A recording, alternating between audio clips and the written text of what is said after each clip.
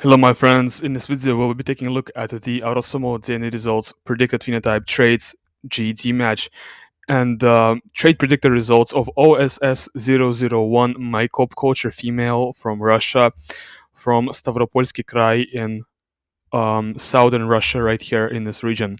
So what's interesting about this sample? It's Maykop Culture, so it is a mixture of Eastern hunter-gatherer, steppe, and Caucasian hunter-gatherer admixtures. The age of this individual is 55 centuries before present, so that's around 35 centuries before the Common Era. There is no Y DNA, it is a female, and the mitochondrial lineage is J2A1. This is the most precise mitochondrial lineage that shows up here on this haplotree information project, Ancient DNA Map. Let's see what is the predicted lineage with James Lick mitochondrial DNA predictor. It is indeed J2A1. So it seems that the file I have for this sample matches the information on the file matches the information that's here on haplotree information project, which is really a really good sign. Well, let's dive into the results of this individual. Let's find out what she scores, what this Maykop Culture individual scores with Uroginski 13. So this is what she scores with Uroginski 13. She's scoring 44.09% West Asian, 23.6% East Mediterranean, 9.54% Baltic, 6.5% West Mediterranean, 5.5% South Asian, 4.9% North Atlantic, 2.4% Red Sea, 1% Oceanian, and the rest is kind of noise. But what's interesting about this result is that she's scoring so much West Asian and East Mediterranean. She's scoring like a typical West Asian / Caucasus individual, and in the model, she's getting modeled as a mixture of half Adigay plus half Kurdish. So she's definitely very southern. She doesn't have much of this Eastern hunter-gatherer. She doesn't have much of this European admixture. She is scoring 9.5% Baltic, but like this European hunter-gatherer admixture she has isn't all that much. And from the fact that she's scoring 23.5% East Mediterranean and also 6.68% West Mediterranean, this makes me think that there is some Anatolian farmer admixture in this individual. I'm thinking she has some Anatolian farmer admixture. So let's actually run her through MDLP World K11. Let's find that here. There is no oracle for this, so we don't have to. We can remove that. But let's run her through MDLP World K11 and see what she scores here. Meanwhile, let's see the result with my own trait predictor. We're going to close this for a little bit, and let's see her results with my own trait predictor. So we remember that she's getting modeled as a mixture of Kurdish plus Adigay. And here, she is closest to Turk, which is really accurate. So my trait predictor did a good job.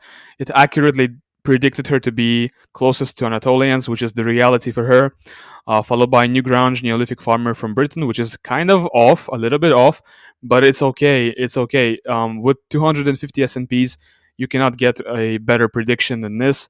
I think I am really satisfied with the job that my trait predictors ethnic calculator did here.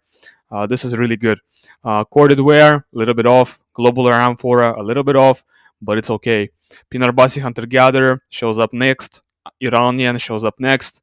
Luvian shows up next, which is really good. Luvian should be a little bit closer, I think, to reality. Belbeaker from Britain shows up next. Svaneti Georgian should be closer, but it's okay. Azerbaijani Neolithic should also be closer, but it's okay.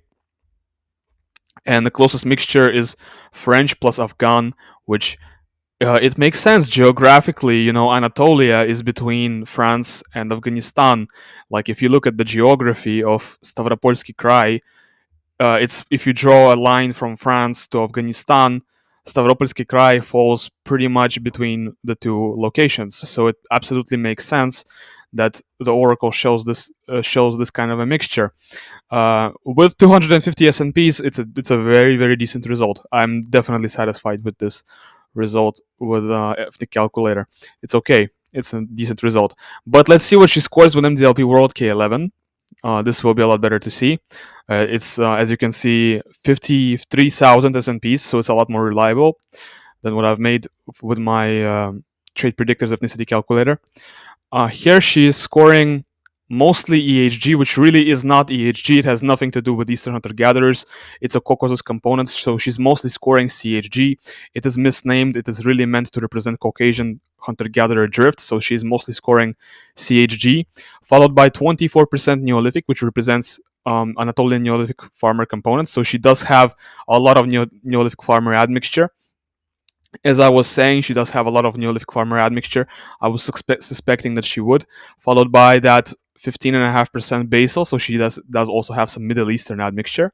I was not expecting her to score this much basal admixture, actually. It was a little bit surprising to me to see that.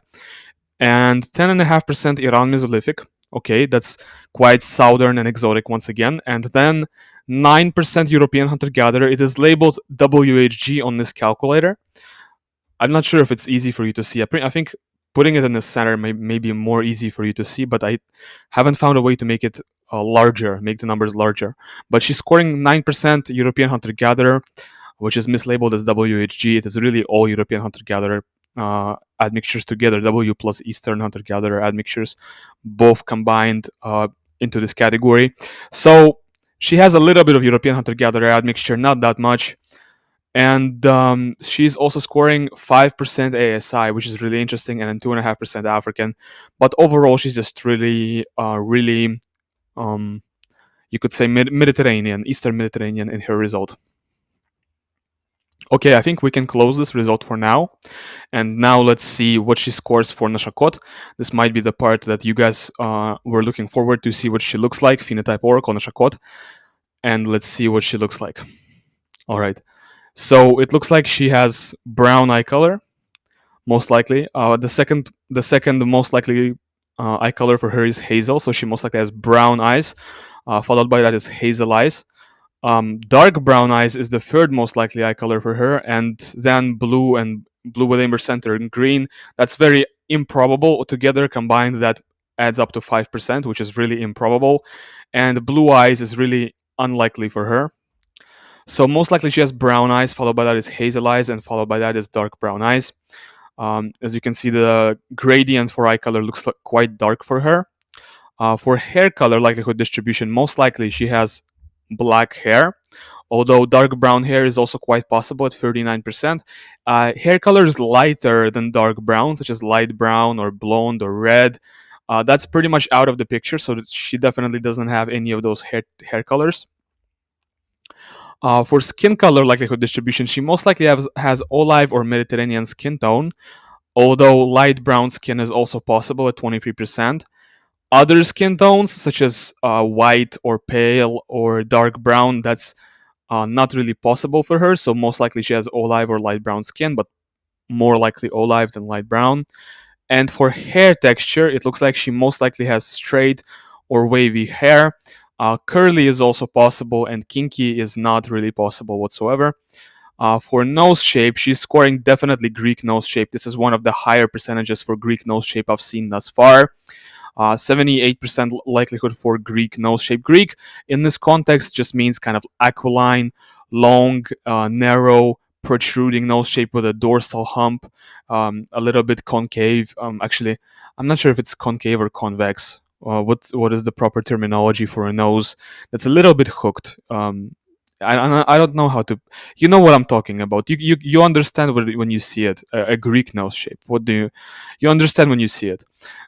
It's in the pictures, right? You see the shadowing, the way I colored it. You can see by the way the shadow falls on the nose. You can see the way it's shaped. So, for example, you can see where the prominent locations of the nose are by the shadows. So, a Greek nose shape has the prominent locations at the top, and it's sloped downwards at the bottom. And snub nose shape has a little snub at the end. So you can tell the difference by the shadow. I think I did a good job illustrating the difference between these nose shapes. I don't know. I'm just going on a tangent talking about these nose shapes, whatever. So she's got a Greek nose shape. That's what I'm talking about here. Definitely has a Greek nose shape. Looks like she does not have blue haplotype 3 or 2, but she does have blue haplotype 1, which is really interesting. She has this genotype in HERC2, which definitely predisposes her to lighter pigmentation, and this does go together with blue haplotype 1, so that's pretty interesting. She has this genotype in SLC45A2, which predisposes her to lighter pigmentation of eyes, hair, and skin. But this goes together with this really exotic genotype in SLC45A2, which does the opposite essentially. Um, okay, and she does not have any light color variants in MC1R, so she does not have any predisposition to being ginger. All right, this is pretty much all there is to this individual. Let's see what phenotypes she scores for the phenotype oracle. So it looks like the closest phenotypes to her is this. This is the closest phenotype that my trait predictor has determined for her. Western European, I guess not really, more like a Mediterranean. I mean, this is a very Caucasus phenotype as well. It's not, there's plenty of people who look like this in the Caucasus. It's not just Western European. Followed by this, which is, I guess, more Central Asian actually. Followed by this, which is generally a Mediterranean phenotype. And for the mixtures, for the two-way mixtures of phenotypes, the closest mixture is 50% this plus 50% this. So a mixture of, I guess, darker colored stranded plus half. I'm not even sure what to call this. I guess I just call it French. The second closest mixture is 50% this, like Middle Eastern Mediterranean, plus 50% this. I guess I also just call it French. The third closest mixture is 50% this, Mediterranean, pointed, plus this 50%. I guess I just call it French once again. And 50% is, I mean, I just call everything that looks vaguely white and like dark in color as French. 50% this Mediterranean, Middle Eastern, plus 50% stranded, but this time with green eyes, and 50% this French looking individual, plus 50%. I think this is called Literid. I don't remember. I think this is Literid as well. But this looks Spanish to me. So I guess 50% French plus 50% Spanish is for the last phenotype mixture for this individual. Definitely quite interesting mixtures for the phenotypes. They all kind of look similar to each other, except for the ones where the stranded is included, because the stranded definitely looks quite different from the rest of the faces here. All right. Now let's see what she scores from the biomarkers panel. Let's see what she scores for that. Looks like she has a predisposition to below average levels of vitamin D, a predisposition to above average levels of LDL cholesterol, below average levels of HDL cholesterol, below average levels of glucose, a predisposition to above average levels of hemoglobin, average blood pressure, below average level of iron in blood. So this is another sample without hemochromatosis. It's been a long time since I've seen hemochromatosis variants, man. Like I've gone maybe 10 or 12 samples at this point without any hemochromatosis variants. I missed them. And it looks like a slightly above average level of sex hormone binding globulins. Looks like slightly below average level of red blood cell count in blood. Looks like slightly above average number of base pairs for telomere length, which is really good. And slightly below average count for height. So she has a predisposition to below average height, which is definitely very interesting. A little bit shorter than average for the height, but this height panel, it's not very reliable. I don't really trust it too much to be reliable, to be honest. So take it with a grain of salt, to be honest. Okay, let's see what she scores for the polygenic risk scores. Let's see what her predispositions are. So it looks like she has a predisposition. Average odds for kidney stones, below average odds for hemoglobin E disease, no risk variance for that. Below average odds for migraine, above average odds for lupus, very low odds for gout, really good to see. Below average odds for thyroid cancer, above average odds for eczema, average odds for everything relating to glaucoma, which is really easy for me to read. Thank you for, thank God it was easy for me to read that. Okay. PCOS, below average odds for PCOS, below average odds for cataracts, below average odds from age-related macular degeneration, above average odds for rheumatoid arthritis, average odds for Tourette's based on 2 SNPs, based on 1 SNP, below average odds for epilepsy, which is really good, based on 7 SNPs, slightly above average odds for asthma, for leukemia, slightly below average odds for leukemia, for vitiligo, slightly above average odds for vitiligo, for myopia, slightly above average odds for myopia, actually not even slightly, very significantly above average odds for myopia. For corneal astigmatism, looks like she has a predisposition, slight predisposition to corneal astigmatism, slight predisposition to primary biliary cirrhosis, slight predisposition to stroke. Definitely has a little bit of a predisposition to male pattern hair loss, which is not surprising because she is a West Eurasian, and West Eurasians, Europeans, Caucasians, Middle Easterners, North Africans tend to have some predispositions to male pattern hair loss. She has average also for atrial fibrillation, no risk evidence found on the file. She has got um, nothing found for deep vein thrombosis. She's got average score for unipolar depression. She has got very low score for bipolar type 1, which is really good to see. She has got a low score for schizophrenia, very low score for schizophrenia. She has got a above average score for type 2 diabetes, and she's got a very high score for type 1 diabetes. So it looks like the highest scores that she's got is for type 1 diabetes and for type 2 diabetes. The highest score she's got is for type 1 diabetes, actually. So this is probably the most concerning thing in this result. I haven't seen anything that beats this so far in this result. So we're going to look through this a little bit more and see if we find anything else. Slightly above averages for Alzheimer's, slightly below averages for multiple sclerosis. 3 risk variants for breast cancer out of 8, and they're here. I don't mark them as important, so it's not that big of a deal. 4 risk variants for testicular cancer out of 10, and it looks like they got 2 risk variants here in keto G, so that's quite important. All right. 4 risk variants for celiac disease out of 8, which is quite important once again. No risk variants for GSS. All right. 6 risk variants for Crohn's disease out of 12. Wow, that's a lot, but none of them are marked as important, which is okay. No risk variants for Riefenstein's, none for Parkinson's. 2 common risk variants for Gilbert syndrome, which is typical. None for basal cell carcinoma, none for Peutz-Jeghers, none for hypopastasia. She's got 2 common risk variants for Jacob Creutzfeldt, none for Wardenberg. She's got 6 risk variants for allergies out of 8 total. So this would actually be a little bit concerning for allergies.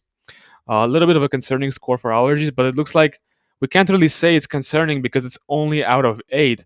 The highest you can score is out of 30 something, right? So when you're scoring out of 8, it's a very low quality score. So you can't really say it's concerning at this point.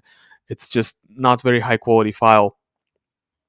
But it's okay, I built a good tool. It can work with a low quality file just fine. Cardiomyopathy, nothing was found in the file. Irritable bowel syndrome, no risk variants. Insensitivity to pain, nothing was found in the file. Brugada syndrome, no risk variants.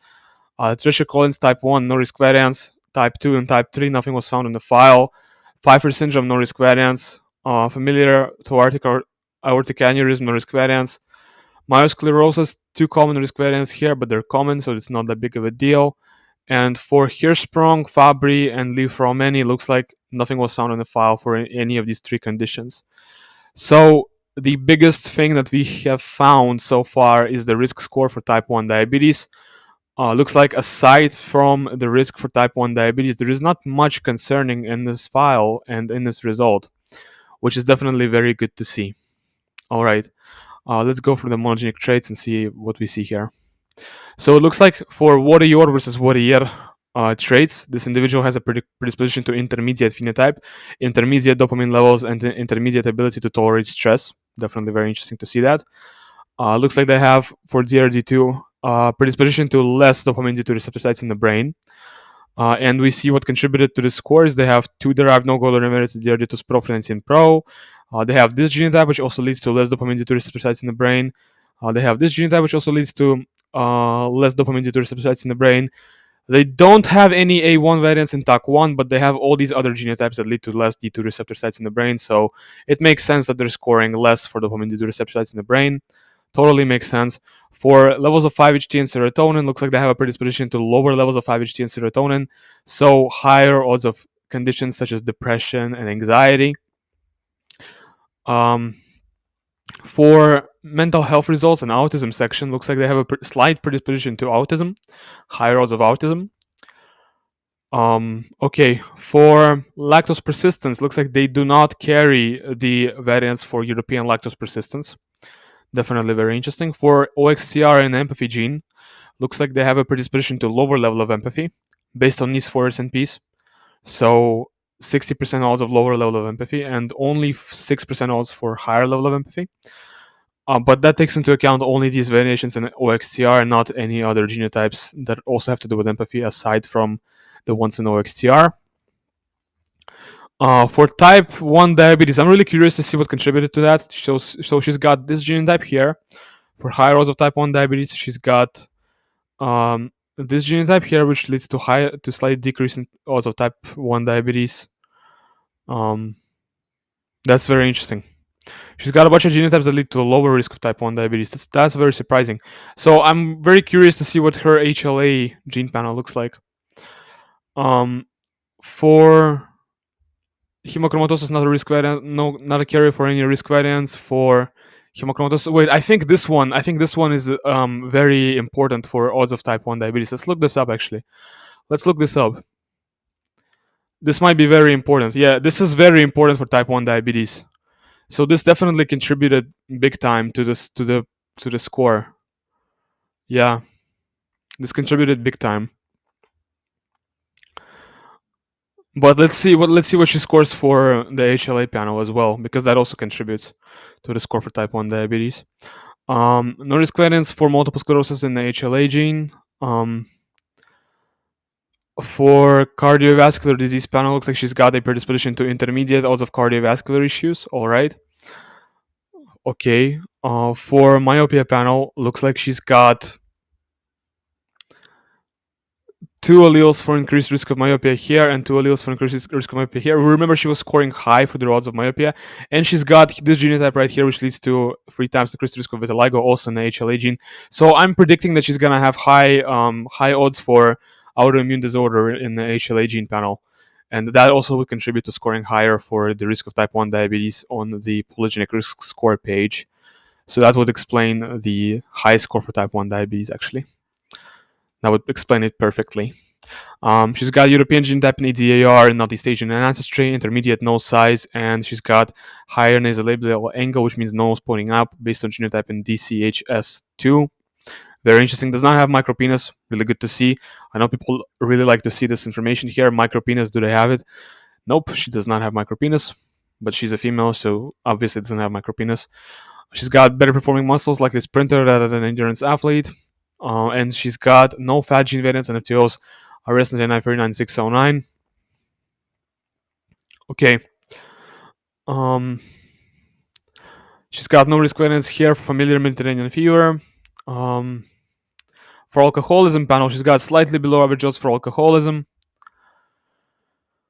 For rare diseases and traits panel, let's see, does she have any rare diseases and conditions? Looks like she has a genotype for 20 times increased risk of ankylosing spondylitis, which is definitely sounds very interesting and rare, but it actually isn't. If you look up this variation, if you look up this genotype, it's pretty common, and like you see the A allele here, something like 2.7% of Europeans have this genotype, so it's really not that rare. It's pretty common to see that. So it's not that rare, but I still put it in rare diseases and traits panel because why not? So she's got homozygous for HLA DQ haplotype, highest risk of celiac disease here. Once again, she's definitely going to be scoring high for the risk of autoimmune disorder in HLA gene panel. This is definitely going to contribute to the score for such conditions as asthma and type 1 diabetes once again. Okay, for male pattern hair loss, she's got a genotype for higher odds of baldness and increased risk of male pattern baldness once again in EDA2R. Okay. Crohn's disease panel, this genotype which leads to lower risk of Crohn's disease. Canavan syndrome, no risk variance here. HIV and AIDS panel, no risk variance here. Good to see. Okay, so you see, this is what I was talking about. For HLA gene panel, it looks like she's scoring highest odds of autoimmune disease. And because of that, that also contributes big time to the score for type 1 diabetes. And I think she would score highest for asthma as well. Let's see, is she scoring above 1 for asthma? I think she's got to score really high for asthma too. Let's look it up. Asthma. Yeah, she's scoring high for asthma as well. So that's because of the HLA gene panel, because it contributes to type 1 diabetes and asthma score. So yeah, this is why she's scoring high for these two conditions. It contributes to the score for these two conditions.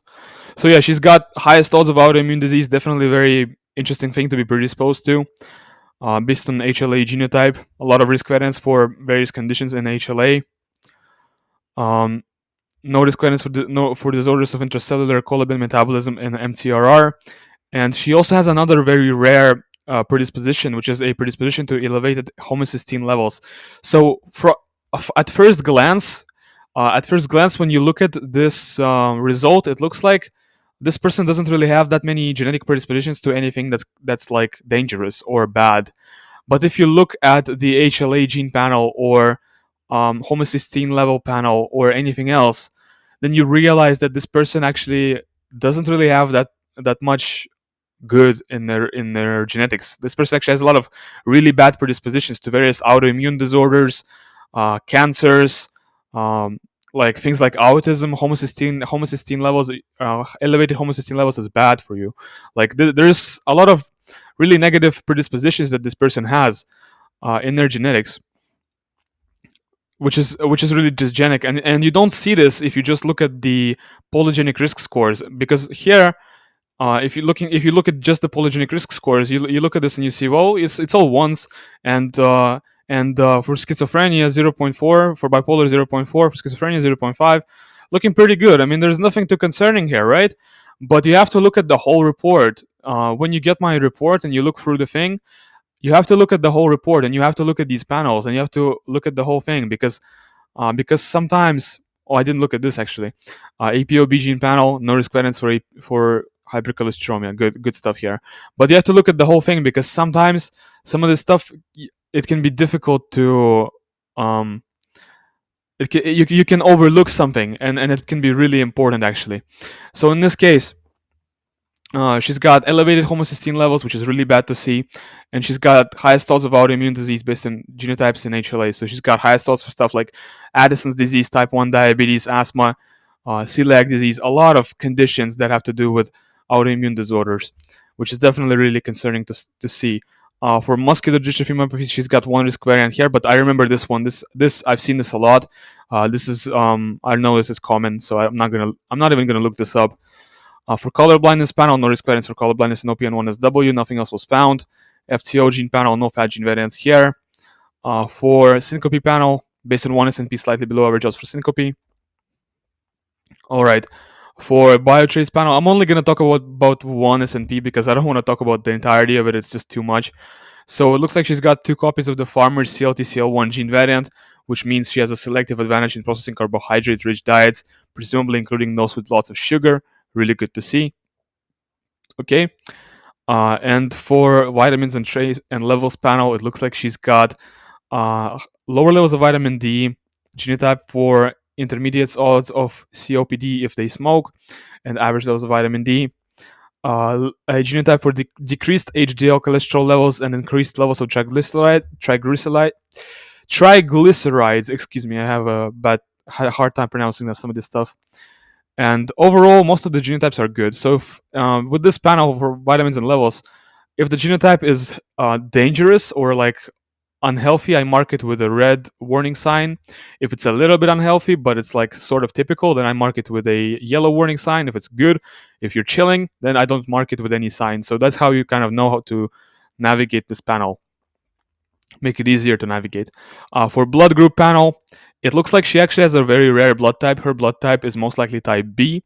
I just spotted this, very interesting. Most people have type O blood type, but for her blood type is most likely type B.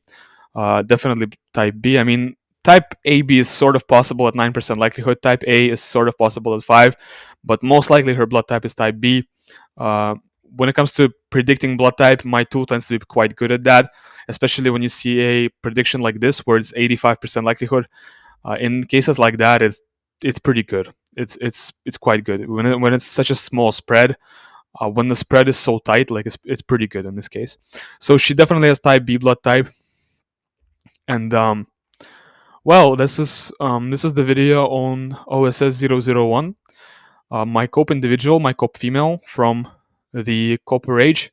I hope you enjoyed this video. You can download this sample in 23andMe format from link which is in the description of the video, and also the tool that I use to generate these reports for these ancient individuals. You can download the executable for this tool and generate a report like this for yourself if you have a MyHeritage, 23andMe, or Ancestry file. The link to buy my executable will be in the description of the video as well. The executable only costs $25, and once you buy it for $25, you can generate these reports for yourself infinite number of reports. You buy for $25 once, and you generate an infinite number of reports. Isn't that a complete win? But okay, in case you don't have a Windows or a Linux system, or maybe you don't want to learn to use it or something, it's whatever. In case, I don't know, maybe you don't have $25, you're just so poor. If that's the case for you, then you can actually buy a report just for one file for $4, or for two files for $7 from link which is in the description of this video. You just send me the money by PayPal and upload your files on my Google Forms, and I will get back to you within a couple hours, maybe a day, not any later than that, with your reports. And that's pretty much it. I mean, check it out. It's going to be in the description of this video. There's going to be links to that. Thanks for watching until the very end. And leave a like and subscribe if you enjoy the content. Thanks for watching. Goodbye.